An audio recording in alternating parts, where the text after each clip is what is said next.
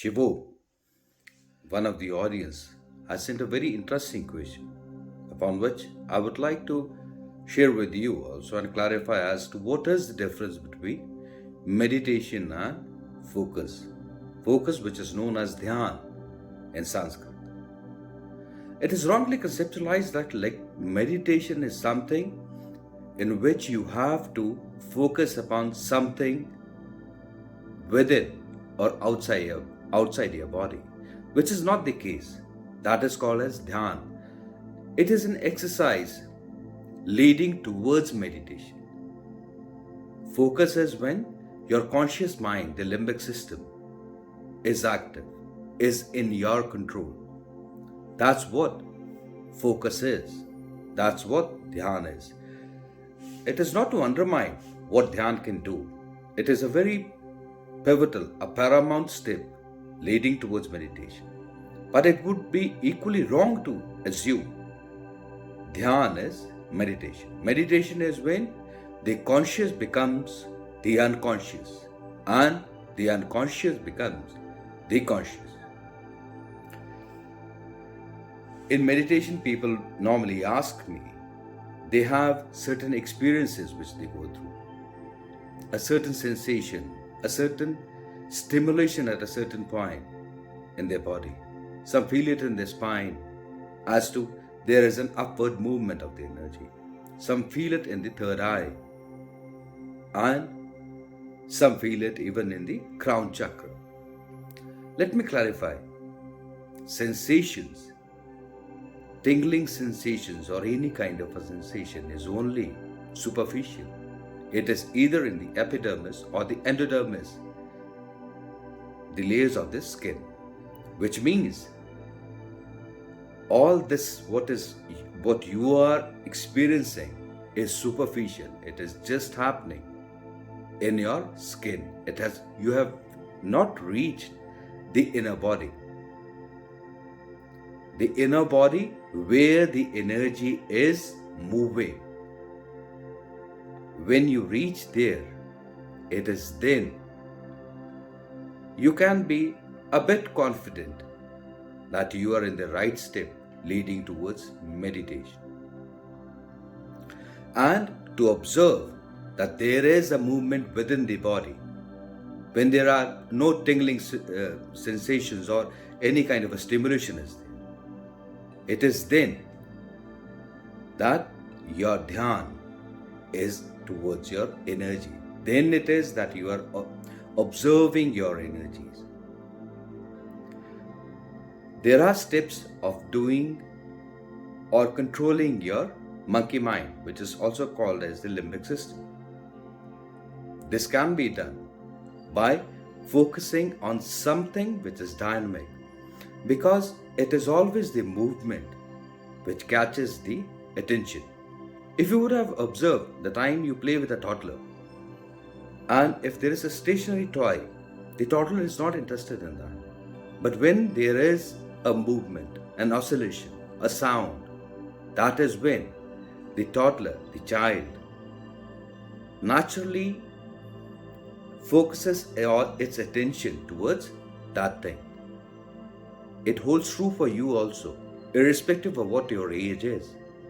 Still, you are the same within. That means naturally. You may have grown in the number of years that you've spent on Mother Earth, but within you are still the same. The nature doesn't change. And when you start focusing on something which is dynamic, like your breath, or people who find it difficult to close their eyes and keep their thoughts in check, they focus on something like lighting up a candle and focusing on the flame. That can be the first step. But eventually you have to close your eyes and move inside, not outside.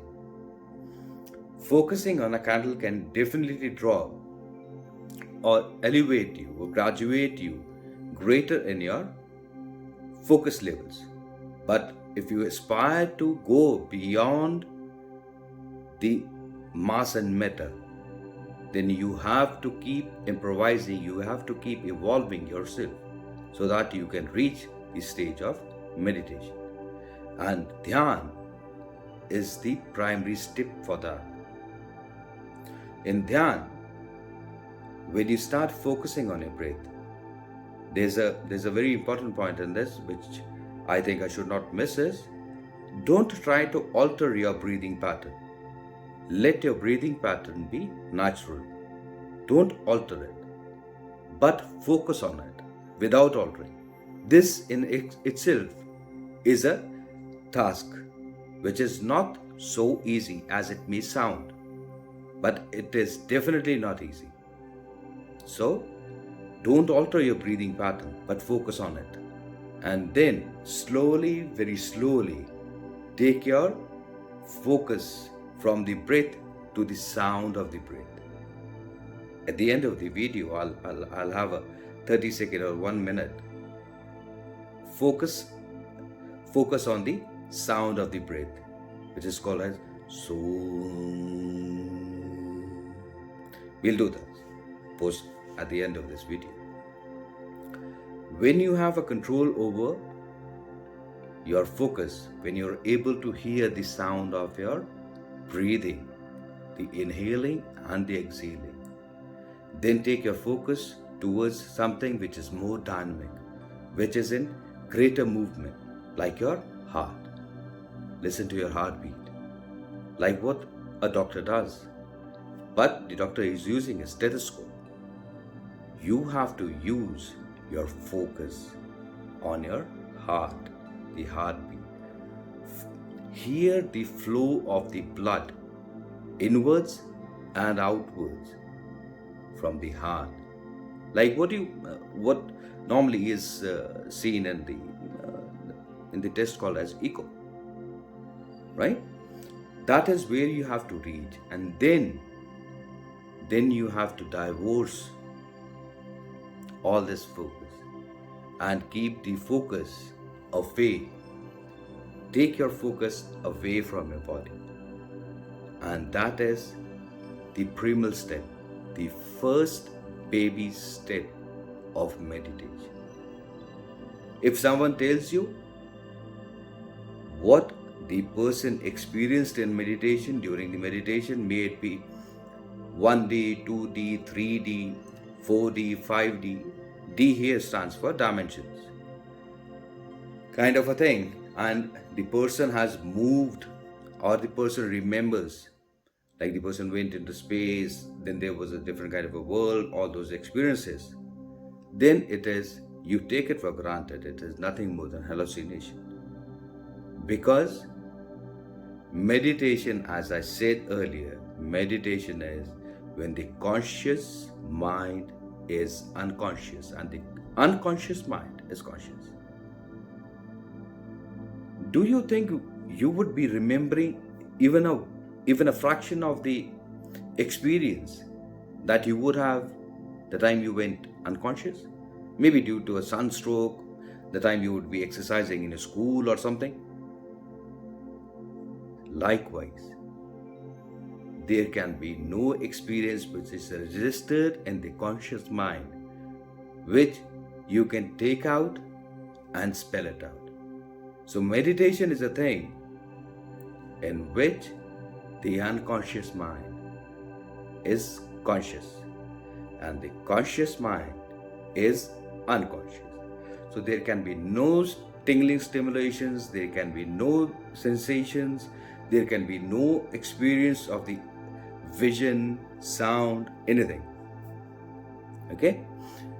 So meditation is a thing in which you leave the body.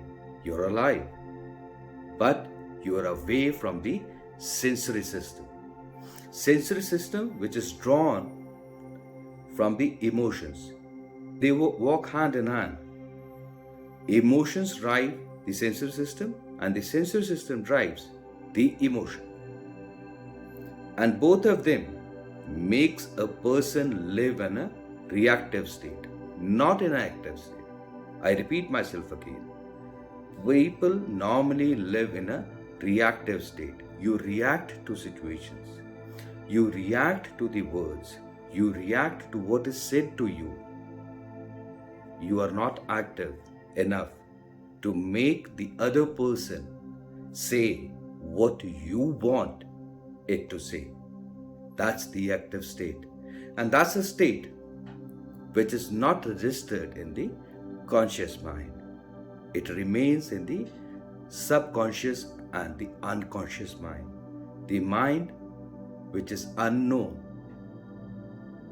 to many a people. Unfortunately, this majority is very large, probably 99% of the people. They don't even realize what is beyond emotions, what is beyond the sensory system. It is not something that I'm telling you to believe. It is a thing which exists. You believe, you don't believe. It exists. Like a child which is born is unaware that there is a gravitational force which is holding itself, which is holding it to the ground. Otherwise, the child would be flowing in the air. Irrespective whether the child knows or not, doesn't know, is aware or unaware, the force has its relevance. Likewise, whether you are aware or remain unaware, which I really don't wish that you should remain unaware. If a person remains unaware, this energy is within. You don't have to believe it, you just have to explore it. Like 2 to 3 decades ago, it was impossible to assume that there would be a gadget called as mobile, right? That there would be a technology called as cellular technology. Science evolved. That's what I'm asking you. Evolve. Don't believe to anything which is not part of your experience. Undertake it and see the difference in your life. I'm not promising you something that you're gonna replace the richest man in the world or something. But the kind of tranquility and the peace that you're looking for, the comfort within, that would definitely be there. As promised, let's have a 30-second to 1 minute session on the sound of breath.